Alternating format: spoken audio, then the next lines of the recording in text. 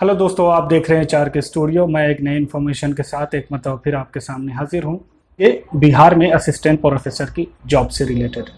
सबसे पहले हम डिस्कस करेंगे कि इसका सिलेक्शन प्रोसेस क्या है, किस तरह से सिलेक्शन होना है, कितने नंबर के होंगे, और उसी के साथ साथ एलिजिबिलिटी क्राइटेरिया का भी डिस्कस करना है।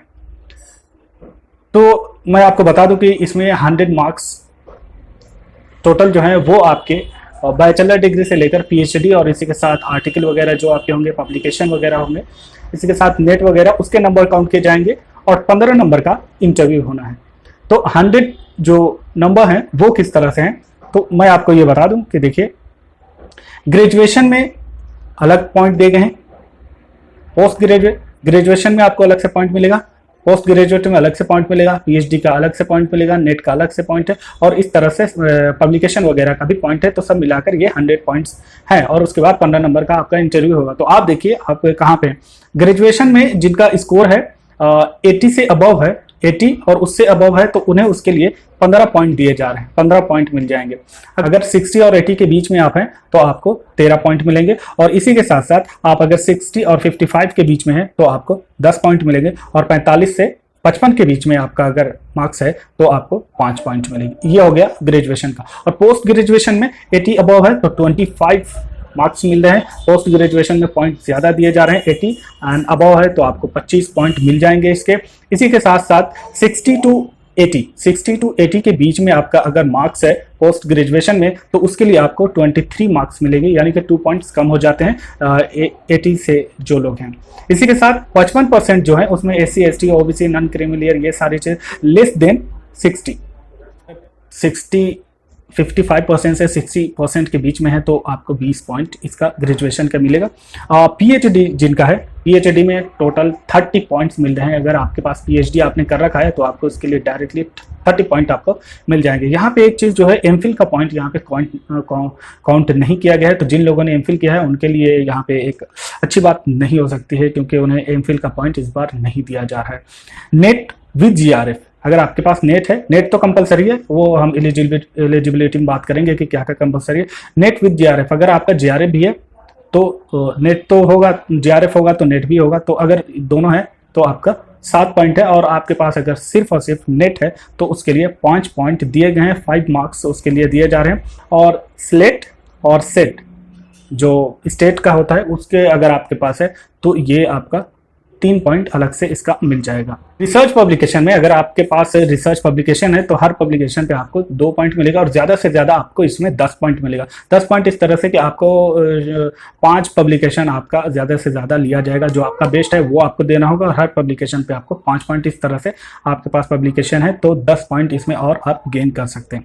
इसी के साथ 6ठे नंबर पे teaching post and post doctoral experience, आपने अगर टीचिंग आपके पास है, टीचिंग किया है उसका एक्सपीरियंस है, या फिर पोस्ट डॉक्टरल एक्सपीरियंस है, तो उसके लिए 2 मार्क्स मिलेंगे 1 ईयर पे, 1 साल पे 2 मार्क्स मिलेंगे, और ज्यादा से ज्यादा 10 मार्क्स इसमें मिल सकते हैं। यानी कि अगर 5 साल का आपका एक्सपीरियंस है तो हर साल पे 2 पॉइंट के हिसाब से 10 पॉइंट आपका हो जाएगा, तो 10 से ज्यादा इसमें पॉइंट नहीं रखा गया।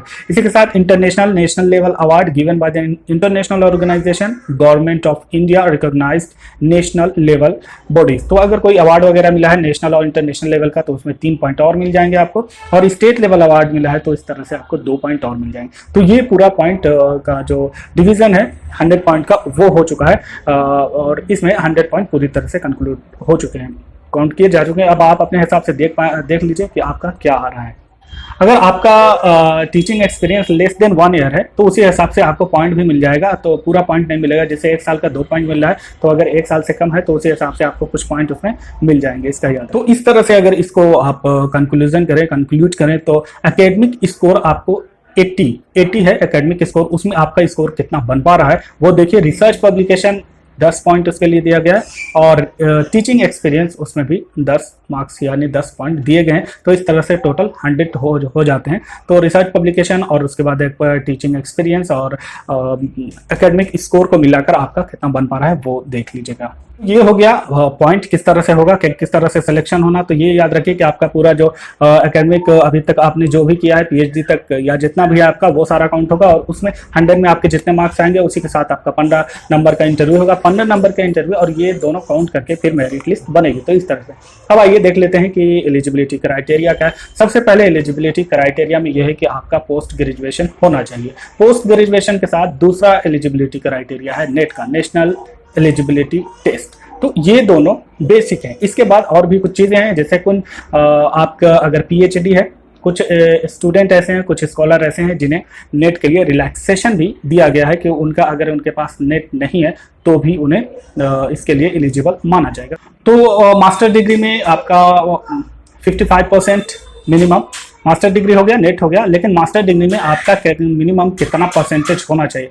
तो मास्टर डिग्री में मिनिमम आपका 55% होना चाहिए, और उस 55% में 5% का रिलैक्सेशन दिया गया है domicile of Bihar SC ST economically backward classes 1 और backward classes 2 and physically challenge from all over country only benefit will be given. तो ये 5% का रिलैक्सेशन ग्रेजुएशन पोस्ट ग्रेजुएशन में दिया जा रहा है, जो SC ST और बैकवर्ड क्लासेस के जो स्टूडेंट हैं उन्हें दिया जा रहा है। और ये सिर्फ उन्हें दिया जाएगा जो बिहार के स्टूडेंट हैं, जिनका डोमिसाइल बिहार है, जो बिहार में रहते हैं और उनका पैदाइश वगैरह बिहार में हुई है। तो मतलब आपके पास बिहार की सर्टिफिकेट होनी चाहिए, डोमिसाइल सर्टिफिकेट, तभी आपको 5% का ये रिलैक्सेशन मिल पाएगा। लेकिन जो लोग फिजिकली चैलेंज है तो वो ऑल ओवर इंडिया 5% का उन्हें रिजर्वेशन उन्हें पॉइंट दिया जा रहा है। तो अगर फिजिकली चैलेंज है, वो किसी भी एरिया से हो, बिहार के हो, यूपी और किसी भी स्टेट के हो, तो उन्हें 5% मिलेगा। लेकिन SC ST और दूसरे जो क्लासेस हैं उन्हें 5% का रिलैक्सेशन सिर्फ और सिर्फ अगर वो बिहार से हैं तो ही मिलेगा, वरना अगर दूसरे स्टेट के हैं तो वो जनरल कैटेगरी में आएंगे। इस बात का ध्यान रखें। 5% रिलैक्सेशन और भी जैसे कि दिया जा रहा है PhD होल्डर प्रायर टू सितंबर 1991। तो जो स्कॉलर सितंबर 1991 से पहले उन्होंने PhD किया है उन्हें भी 5% का रिलैक्सेशन दिया जा रहा है। तो ये उनके लिए एक अच्छी बात है कि 5% का उन्हें रिलैक्सेशन दिया जा रहा है। ये भी ऑल ओवर इंडिया, इसमें कोई ऐसी बात नहीं है। कुछ स्टूडेंट ऐसे हैं, स्कॉलर ऐसे हैं जिन्हें नेट के लिए एग्जेम्प्टेड किया गया है कि अगर आपके पास नेट नहीं है तो भी आप इसके लिए एलिजिबल हैं, लेकिन उसकी कुछ कंडीशन है। जैसे कि UGC की गाइडलाइंस आई थी 2019 में, अगर उसके हिसाब से आपका PhD हुआ है वो उस गाइडलाइन पे आप खरे उतरते हैं, उस गाइडलाइन से पहले आपका PhD हुआ है तो ही आप इसके लिए एलिजिबल हैं। नेट आप एग्जेम्प्टेड है, वरना नेट आपका चाहिए। तो उसकी भी कुछ शर्तें हैं कि वो किस तरह से होना चाहिए, आइए देख लेते हैं। सबसे पहला ये है कि the PhD degree of the candidate has been awarded in a regular mode. तो रेगुलर मोड से आपका होना चाहिए। पहली चीज़ तो यह है, आपको 2009 से पहले अगर आपने PhD की है और नेट का रिलैक्सेशन एग्जेम्प्टेड आपको अगर एग्जेम्प्ट किया जा रहा है तो उसकी भी कुछ शर्तें हैं। उनमें से पहली यह है कि आपका रेगुलर मोड में PhD होना चाहिए। दूसरा है the thesis has been evaluated by at least 2 external examiner. Degree आपको जो मिली हो तो उसमें एग्जामिनर बाहर से आए, उसके बेस पे ही आपकी पूरी तरह से चेक इन हुई हो, आपका इंटरव्यू वगैरह, ये सारी चीज़ें। तो अगर इस तरह से ये हुआ है कि दूसरे एग्जामिनर, 2 अलग से एग्जामिनर भी बुलाए गए हैं, तभी आपका वो ये एक और शर्त है, तब आप एग्जेम्प्ट हो पाएंगे। एक और शर्त इसमें ये है, एक और चीज़ ये है, and open PhD viva voce of the candidate has been conducted. Open viva voce आपका रखा गया हो, PhD का वाइवा। ओपन वाइवा इस तरह से करवाया जाता है कि जैसे उसमें डिपार्टमेंट के दूसरे लोग भी, दूसरे स्टूडेंट भी, दूसरे कैंडिडेट भी या फिर दूसरे टीचर्स भी आकर अटेंड कर लेते हैं और आपका वाइवा वहाँ पे होता है। तो इस तरह का अगर वाइवा कराया गया है तो आप इसके लिए एलिजिबल है। ये सारी कुछ शर्तें हैं आपको एग्जेम्प्ट होने के लिए, क्योंकि बहुत सारे 2019 से पहले भी जिन लोगों का PhD हुआ है, ज़रूरी नहीं उनका ये प्रोसीजर फॉलो किया गया। तो ये प्रोसीजर अगर आपका फॉलो किया गया है तभी आप इससे एग्जेम्प्ट हो पाएंगे। इसमें एक पॉइंट और है, the candidate has published 2 research paper from his her PhD work out of which at least 1 in the referred journal.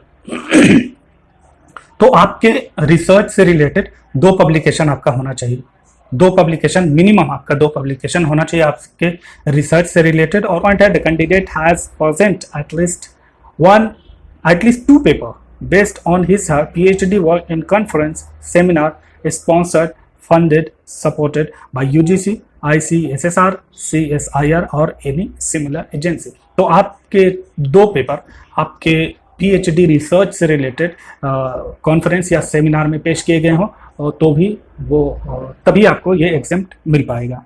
चीज़ें हैं, ये सारे जो पॉइंट है, ये सारे पॉइंट किस तरह से माने जाएं, कैसे माने जाएं, तो इसके लिए ये है कि आपको सिग्नेचर भी रजिस्ट्रार या डीन से करा के लाना होगा। इन सारी चीज़ों पे शो करना होगा कि ये सारे प्रोसीजर, ये सारी चीज़ें जो आप क्लेम कर रहे हैं वो सही है, तभी आप इसका फ़ायदा उठा पाएंगे। तो इस बात का आप ध्यान रखें।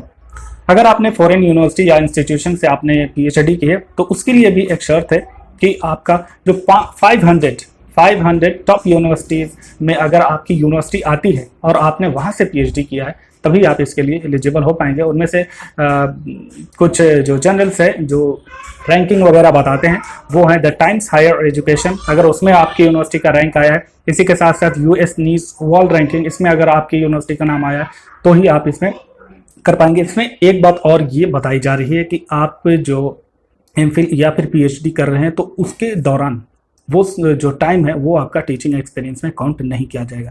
लेकिन इसके अपोजिट एक और चीज़ है कि अगर आप साथ में जॉब कर रहे हैं और आप विदाउट लीव आपने जॉब भी की है और रिसर्च वर्क भी किया है तो उसका आपको वहाँ पे वो टीचिंग एक्सपीरियंस आपका काउंट किया जाएगा।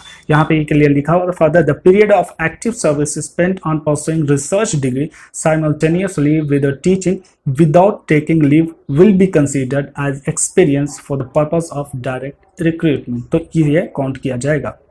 Candidate should upload the best 5 of their research publication. तो आपको बेस्ट 5 अपना करना है क्योंकि हर पब्लिकेशन पे आपको 2 पॉइंट मिलेंगे, तो इस तरह से टोटल ज़्यादा से ज़्यादा आपको 10 पॉइंट उसमें मिल जाएंगे। एक पॉइंट इसमें और है जो आपको ध्यान में रखना चाहिए कि आपके जो डॉक्यूमेंट्स और जो सर्टिफिकेट्स हैं वो सारी जो सर्टिफिकेट हैं वो होने चाहिए 2/11/2020 जो फॉर्म भरने की डेट है 2/11/2020 से पहले की होनी चाहिए। तो ये डेट, इस डेट से पहले की सारी सर्टिफिकेट वगैरह होनी चाहिए, इस बात का आप ध्यान में रखिए। तो ये हमने यहाँ पे डिस्कस किया किस तरह से क्या एलिजिबिलिटी क्राइटेरिया है और क्या आप किस तरह से आपका सिलेक्शन वगैरह होना है। मिलते हैं नए वीडियो में नए इन्फॉर्मेशन के साथ, तब तक के लिए आप अपना ख्याल रखें। Thank for watching.